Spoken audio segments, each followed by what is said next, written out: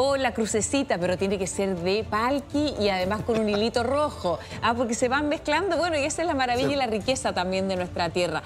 ¿Qué es verdad y qué es parte ahí de la mitología, querido Cristóbal? Bueno, a ver, buena parte de las historias que nosotros conocemos respecto al Cristo de Mayo se las debemos a un historiador chileno, político, ¿no es cierto?, intendente de Santiago en el siglo XIX, es Benjamín Vicuña Maquena. Benjamín Vicuña Maquena era un hombre que escribe un libro que se llama... Que no es Benja Vicuña. No, pero pues antepasado. Pero debe ser de la misma familia. De la misma familia. Bueno, que escribe un libro que se llama Los Lisperger y la Quintrala. En el fondo es un libro que es de historia, pero es casi novela. Y entre ellos cuenta la historia de, por ejemplo, cómo la Quintrala azotaba a un peón, ¿no es cierto?, que trabajaba en su casa y que el Cristo le habría mirado con reprobación precisamente por su maldad. Y le habría gritado: a mí no me gustan los hombres que me miran mal en mi casa. Habría agarrado al Cristo de Mayo y lo tiró a la basura. Es decir, a la calle. En esa época, cuando uno botaba la basura, la tiraba a una acequia que usualmente corría frente a la casa y ahí se tiraba a la basura. Y ahí estuvo meses, hasta que finalmente los agustinos le pidieron a la Quintrala si podían tomar la figura y llevarla al templo de San Agustín. Porque la casa de la Quintrala estaba justo atrás de donde estaba el convento de San Agustín. Ahora, no es que ella lo tuviera en su casa, digamos, como se ve en la serie. Es que Benjamín Vicuña Maquena dice que sí. Que ella lo tenía en la casa. Porque dicen que ella después lo intenta sacar y no puede sacarlo porque el Cristo crece y no cabe por la puerta. Y además como que ella se enfrentaba al Cristo, ¿no? Como le que gritaba, le decía: no ¿por qué me mires así? así? Eso sería verdad. Es que ese es el tema. Todo esto viene de una novela casi que cuenta Vicuña Maquena, porque en el fondo el personaje es fantástico. Es una mujer No, me encanta. extremadamente rica, muy hermosa, hasta donde se cuenta. Es Raquel Argandoña. Es Raquel. O sea, cuando uno piensa en la No, pero hay una Quintrala. diferencia. Hay una diferencia. Raquel Argandoña no era colorina. Claro. En la vida real. Y era Es verdad. pelirroja. Era pelirroja y eso era muy raro porque la gente colorina en Chile al principio era muy común porque muchos de los españoles que llegan a Chile eran rubios o eran colorines, pero eso se pierde precisamente con el mestizaje. De ahí viene el nombre de Quintrala. Del quintral. El quintral, ustedes se han fijado, esta planta parásita que tiene una flor roja muy bonita. Bueno, le decían por eso catrala, quintrala, en fin. Pero era una mujer que efectivamente hizo pactos con el demonio, eso sí. Así. Es que ahí está el tema. Porque muchos dicen que el terremoto del 13 de mayo de 1647 fue como una respuesta divina a los pactos satánicos que tenía ella. Ya, ahí es donde está el tema principal. Benjamín Vicuña Maquena convierte a la Quintrala en una femme fatal. Es un personaje malo hasta la médula y es un villano entre villanos. Como Daniel Arangui. Pero además millonaria, rica, entonces, ¿cómo no podía ser mala? Como Daniel Aranguis, ponte tú. Una cosa así. Hacía y deshacía, dices Exactamente. tú. De hecho, se le acusaba de tener pactos con el demonio. ¿Es una plantita que dices tú? Es el quintral, sí. Ya. El quinto. Y de él, por el color rojo, que también le llaman fosforito. Sí, le decían catrala también. Le decían catrala, quintrala, catrala. pero además es una contracción de Catalina, de su nombre. Ahora, el tema es que ¿de dónde sale toda esta cuestión del pacto con el demonio? En fin, hay dos fuentes de esto. Una primera Entretenido. es que la bisabuela de la Quintrala era una hija de un cacique indígena de la zona central. Ah, mira. La abuela de la Quintrala, doña Águeda Flores, ¿no es cierto?, era hija de un alemán que vino a vivir a Chile, se llamaba Bartolomé Blumel, y Blumel en castellano es flor, o sea, flores. De ahí se castellaniza y se transforma en Bartolomé Flores. Y se casa con esta princesa, ¿no es cierto?, indígena. Y de ahí vendría que en la tradición, la vida tradicional de los Lisperger, los de los ríos, entra toda esta idea del misticismo indígena. Oiga, una pregunta. ¿De Yo dónde? siempre he tenido la duda ahí, José, perdona, si es que efectivamente era así o la transforman un poco en eso, porque ella lo que era como una mujer que hablaba en una época donde los hombres mandaban y todo, entonces que a lo mejor había mucho, había mucho de rumor y finalmente ella lo que era una mujer empoderada y no necesariamente con estos pactos diabólicos. Mucho de eso es cierto. Ahora, lamentablemente, cosas de la Quintrala no han sobrevivido muchas. Salvo algunos de los juicios que se le hicieron. Por ejemplo, la acusaron de envenenar a su padre. Mira. La acusaban de haber intentado asesinar a oidores de la Real Audiencia. Ya, pero esos fueron... Bueno, sí.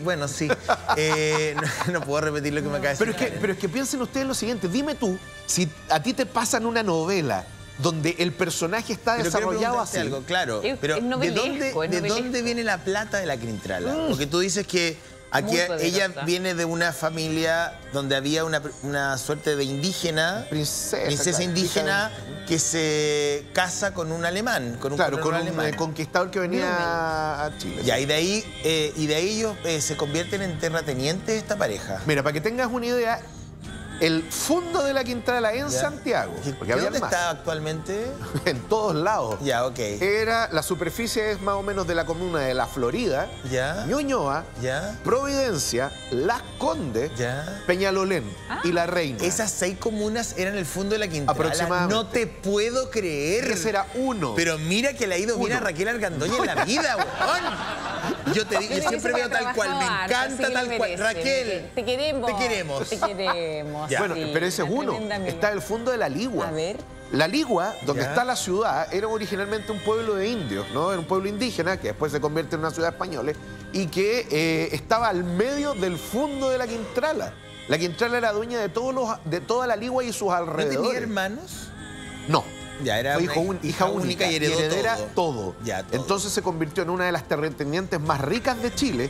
¿Y cómo era posible que una mujer así no estuviera casada, no tuviera un hombre que la mandara? ¿Viste? A lo mejor yo creo que hay mucho de rumor. Fíjate que yo recién les mencionaba y nadie conoce un lugar, una localidad que se llama La Punta. Y en ese lugar... de lasaña. No, José, no, es un lugar. Polpaico, La Punta. Bueno, y ahí se guardan hoy en día, en este sector, unos tapices de la Quintrala. O sea, ella era dueña de fondos y de... Claro, y de distintos lugares, o sea, tenía una cantidad de hectáreas en sí mismas, enorme. De todo. A ver, pero mira, por favor, mira. Mujeres en la historia que han sido potentes y que han sido... que han dado la lucha contra el sesgo de género hay desde siempre. Y podría nombrarte latinoamericanas y del mundo. Pero mujeres que hayan conseguido esa posición de poder desde un pacto con Belcebú, no hay tantas. No. O sea, lo que más impactaba, una de las situaciones y escenas que mayor desgaste generaron en el rodaje de la Quintrala en TVN, eran los pactos con el demonio, las escenas de pacto satánico que hacía Raquel Argandoña, donde se cortaba los puños y con sangre le ofrecía su sangre al demonio. ¿Eso fue verdad? En realidad, nuevamente, cuando se hizo el guión de la Quintrala en los 80, está basado casi exclusivamente en el libro de Benjamín Vicuña Maquena. A esto hay que agregarle otra cosa. No eran solamente, y ustedes lo recordarán de la teleserie, igual era chico cuando salió una miniserie. Cuando estaba Raquel Argandoña con sus sirvientes indígenas y sirvientes de origen africano. En Chile casi no habían esclavos de origen africano, hay que decirlo. Esto que voy a decir va a ser terrible, pero eran extremadamente caros. ¿Ya? Era muy raro, ¿no es cierto?, tener personas del África subsahariana acá. Pero estaban ahí. Y entonces se dice que todo esto fue una mezcla, ¿no? Más que pacto con el diablo, era con espíritus.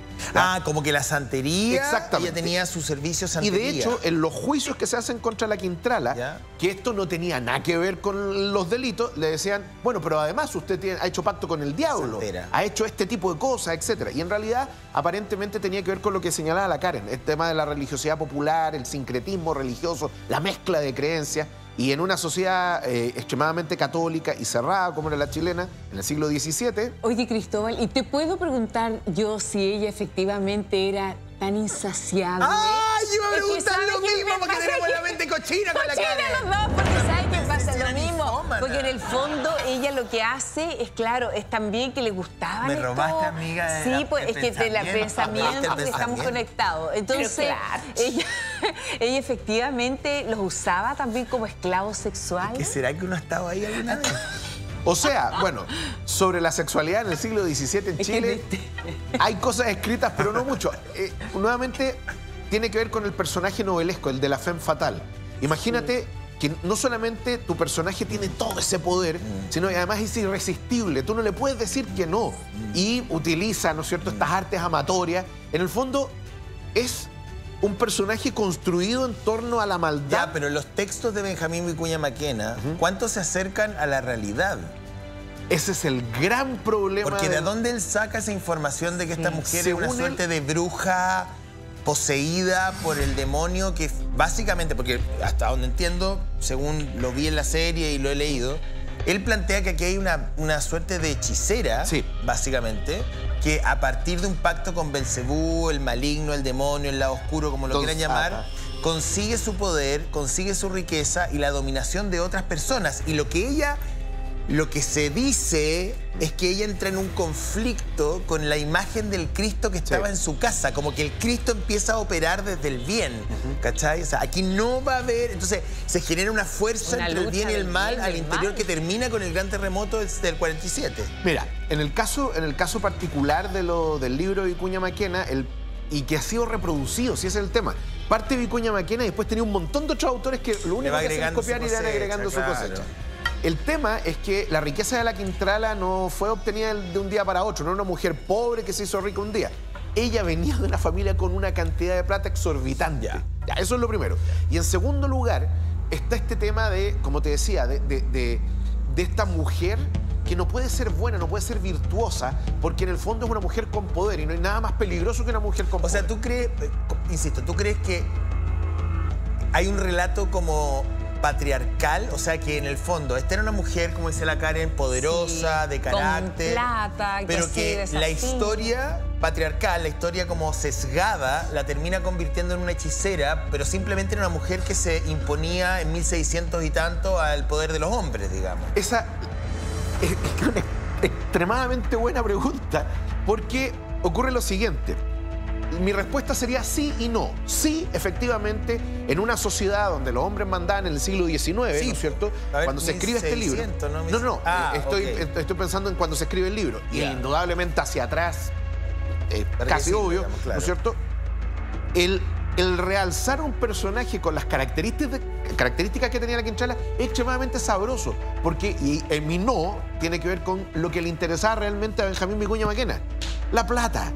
A Benjamín Vicuña Maquena le interesaba vender libros. El gallo había estudiado Derecho, pero casi no ejercía y se dedicaba a escribir. Pero mi punto es que, más allá de la ambición de Vicuña Maquena, si en Chile, en el Chile popular, porque ¿por qué tuvo tanto asidero también en esa versión? La única explicación que podía haber para el empoderamiento femenino a ese nivel en 1600 y tanto era una mujer que pactaba con el demonio. O sea, no era concebible una bruja. Que simplemente fuera una mujer de carácter o que fuera una mujer, digamos, independiente. Ahora, también se ha dicho, y no sé qué sabes tú al respecto, de que esta mujer pactaba con Belcebú para mantenerse joven eternamente.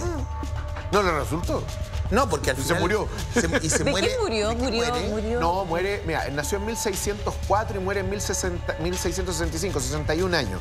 Que era una edad... No, pero ahora en el siglo XVII, no te digo que sería un octogenario, pero... ¿Y de qué muere la Quintrala? No se sabe, aparentemente muere de una fiebre. Ya. Se puede haber agarrado... Pero en la época, claro, una infección o algo así. Oye, pero lo que sí llama la atención es algo que me acabo de enterar. O sea, este Cristo de Mayo, que está en la iglesia de los agustinos, era el que estaba en la casa de ella, ¿no? De ella. Ella lo bota a esta sequía, lo rescatan los agustinos, esta orden religiosa. Y lo ponen en la iglesia. Esa es la historia que contó Vicuña Maquena. Pero este es el que ella estaba... Este es el real. Este es con el que ella pelea. Es que se supone, pero los agustinos, haciendo un trabajo fantástico, lograron descubrir cuándo se hizo el Cristo de Mayo, quién lo hizo. ¿Cuándo se hizo? Bueno, se talla en 1613, cuando la Quintrala tendría 9 años aproximadamente. Puede ser, pues coincide. Y siempre ha estado en San Agustín porque está los documentos que demuestran, y lo decía el padre ahí, que el Cristo siempre ha estado ahí. Lo hizo un miembro de la orden que se llamaba Pedro de Figueroa. Y Pedro de Figueroa la habría tallado. Es una obra absolutamente completamente chilena, está hecha de madera de ciprés, ¿ya? Y ha estado ahí en San Agustín desde los inicios. Ahora la expresión del Cristo es rara igual. Por eso la agonía. Es el Cristo que está entregando su cuerpo a Dios. Es una expresión como angustiante, ¿cachai? Sí, por eso cuando la Quintrala discute con él, le dice, no me mires con esa cara como de dolor. No, es de reprobación. La está castigando. Porque en el fondo el Cristo que uno ve muchas veces está con su cabeza, su carita hacia abajo. Es de dolor, de recogimiento. Bueno, en el Señor de la Agonía, el Cristo de Mayo, aparece eso y supuestamente aquí hay un milagro porque el Cristo deja de tener esta cara así como mirando al cielo, entregando su alma a Dios, sino que la mira a ella. Claro, cambia la mirada. Claro, y la sigue con la mirada. Entonces, y ahí habría ocurrido esta escena. Pero aparentemente, desde el punto de vista histórico, en realidad los agustinos siempre la tuvieron. Pero ojo, la Quintrala estuvo siempre muy ligada a la iglesia de San Agustín. Y no solo eso, no se sabe en qué parte de la iglesia estaría enterrada ahí. No pero su tumba se perdió. Se perdió su tumba, pero es que tenemos a la Dani ahí con una misión entonces más importante aún, que no solamente es hablar de este Cristo, sino que además saber si a lo mejor la Quintrala está enterrada en esa iglesia. Vamos contigo en vivo, Dani. Qué heavy, ¿eh? Qué heavy. Sí, antes estábamos conversando y escuchándolo acá con el padre también Francis, que antes de que nos cuente un poco de él también conoce muy bien la historia de la Quintrala, ¿por qué finalmente el Cristo tiene esta mirada diferente? Porque ya en estudio comentaban ellos que a veces uno suele ver el Cristo mirando hacia abajo. Usted me decía, tiene además un fragmento especial en el Evangelio, padre. Ya, gracias al historiador Cristóbal Cierto por su aporte. Y quiero hacer una intervención pequeña sobre la imagen de Cristo de Mayo. Tiene su mirada hacia arriba, recordando el momento en que gritó, Dios mío, ¿por qué me has abandonado?, en el Evangelio. Dos libros nos ayudan, como dijiste, historiador. El libro de Vicuña Maquena, que es más novelístico que histórico, porque relataba un montón de cosas, acontecimientos que ya pasaron 300 años sin investigar propiamente los archivos del convento de los testigos reales. Allí hay algo que él agrega con su pluma. Y también el libro de Amunátegui, Terremoto de 1647, nos da mucho a conocer de estos acontecimientos. Bueno, ahora, la imagen de Cristo de Mayo fue tallada precisamente el año 1612. Terminó la obra Pedro de Figueroa, nuestro hermano agustino, entre los que vinieron de Perú a fundar nuestra presencia en Chile. La imagen ha provocado mitos y leyendas. Uno de los mitos que escribió Vicuña Maquena era que Catalina de los Ríos, que se conoce como la Quintrala, es dueña de esta imagen, pero no, totalmente falso. Es una imagen para hacer justicia a la historia con un autor conocido, la imagen más legendaria de Santiago, cuando se trata de imagen de Cristo, Señor de la Agonía. Cuando los agustinos llegaron, carecen de crucifijo de esta magnitud. Y por eso el fraile Pedro de Figueroa empezó a tallar esta obra y salió así. Madera de naranjo. De madera de naranjo, no de Chipre. Esto también tenemos que tenerlo claro. Y el tronco principal es una pieza entera, de la cabeza hasta los pies. Solamente los brazos son como enchufados. Son agregados. Lo escuchan en el estudio, también ahí José le va a hablar. Padre, bueno, primero felicitaciones por todo lo que sabe y todo lo que ha entregado, digamos, acá a la Orden de los Agustinos, que además deben estar muy contentos porque el Papa es agustino, así que tienen Papa. Alabado sea Dios. León XIV es agustino. Quería preguntarle si es que está enterrada ahí Catalina de los Ríos. O sea, muchos creen que está debajo o adyacente a la iglesia. ¿Eso es verdad? Así está escrito en internet, donde cada búsqueda apunta a la iglesia San Agustín, donde fue sepultada. Pero tenemos que tenerlo claro, antes que prohibió el libertador Bernardo O'Higgins sepulturas en los templos. Antes, todo el mundo que tenía cómo lograrlo, sepultaban, las santas sepulturas se hacían en las iglesias en Chile, hasta que el libertador Bernardo O'Higgins prohibió esto y abrió cementerio general de Chile. O sea, entonces, es posible que fue sepultada en esta iglesia, pero la iglesia como tenemos hoy es la cuarta iglesia. La primera sufrió inundación, ha pasado remodelaciones. La segunda sufrió incendio, quemó completamente. La tercera es la que sufrió el terremoto de 1647 que estamos hablando. Y esta es la cuarta.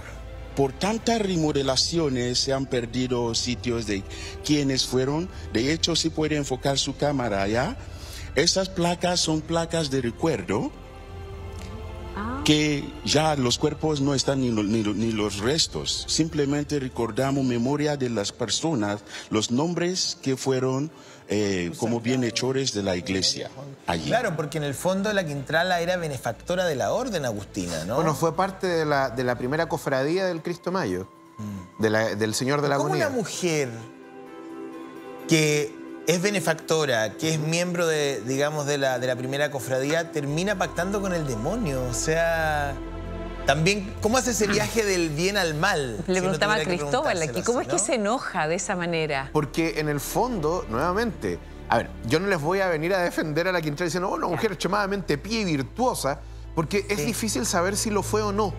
Ese es el tema. Pero es mucho más sencillo construir un personaje fascinante que llega hasta nuestros días. O sea, tú dices que tiene mucho de ficción. De una construcción, claro, pero, novelesca. Sí, el gran tema es tratar de descubrir quién fue la verdadera Quintrala. ¿Quién fue la verdadera Quintrala? Ese es el tema. Oiga, a lo mejor el padre Francis tiene detalle o a lo mejor, no sé, datos desconocidos, información que no sabemos. Me encantaría, yo sé que no es posible, a lo mejor una locura lo que voy a decir. Ay, bueno, miren, en País no hay engaño en la televisión. A mí me encantaría saber cómo Raquel Argandoña preparó ese personaje. ¿Qué información tuvo ella a la mano en ese momento? Tuvo una tremenda productora que fue la Sonia Fuch.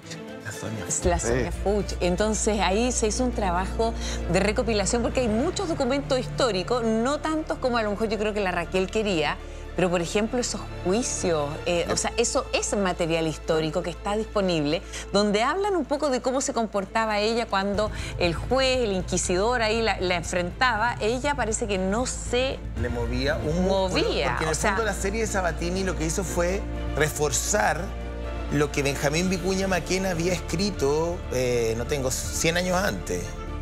Más, sí, pero 150 años antes, básicamente, 130 años antes, sí. Y Raquel, me imagino que a partir de los textos de Vicuña Maquena o lo que vino después, le da vida. Yo creo que Raquel Argandoña es la Quintrala, o sea, en el inconsciente no, digo, desde el punto de vista de la teledramaturgia nacional. Sí, tremendo papel, por supuesto. Yo le tenía miedo cuando era chico, porque era la Quintrala. Entonces yo la miraba y digo, uy, qué miedo, un niño de 5 años. Algo quiere decir, el padre quiere decir algo, padre Francis, lo escuchamos. Sí. Ok, no tenga miedo a la imagen de Cristo. Es un Señor que cargó en sí nuestros sufrimientos, nuestras angustias para aliviarnos de todo sufrimiento del género humano. Cuando queremos hacer justicia a esta historia de esta devoción, tenemos que enfocarnos en los hechos reales. ¿Hubo un terremoto 1647? Sí, hecho real. La corona de la cabeza bajó al cuello, hecho real. Hay testigos vivos, reales, que dejaron escrito en el archivo del convento. Hubo una procesión animada por el obispo, la primera de su tipo que vamos a realizar hoy, cada 13 de mayo, sí, hecho real. Las opiniones. Ustedes saben que para escribir una novela debe agregar ficciones para vender más. Obviamente, así es el espíritu de novelas. Vicuña Maquena escribió lo suyo, los actores lo tomaron para actuar. En YouTube, la Catalina de los Ríos, la Quintrala está en el YouTube, puede ver la película y ver, pero no puede tomar una novela por hecho real. Puede tener la base de partida desde allí, pero siempre las películas tienen un montón de ficciones. Y agradecemos mucho la devoción y el tiempo que prestaron para poder transmitir esto. Queremos aprovechar a avisar al público que vengan a caminar con Cristo, Señor de la Agonía, el que alivia nuestro sufrimiento hoy a las 5:30 de la tarde hacia la Plaza de Armas y de vuelta podemos terminar la celebración con una Santa Eucaristía.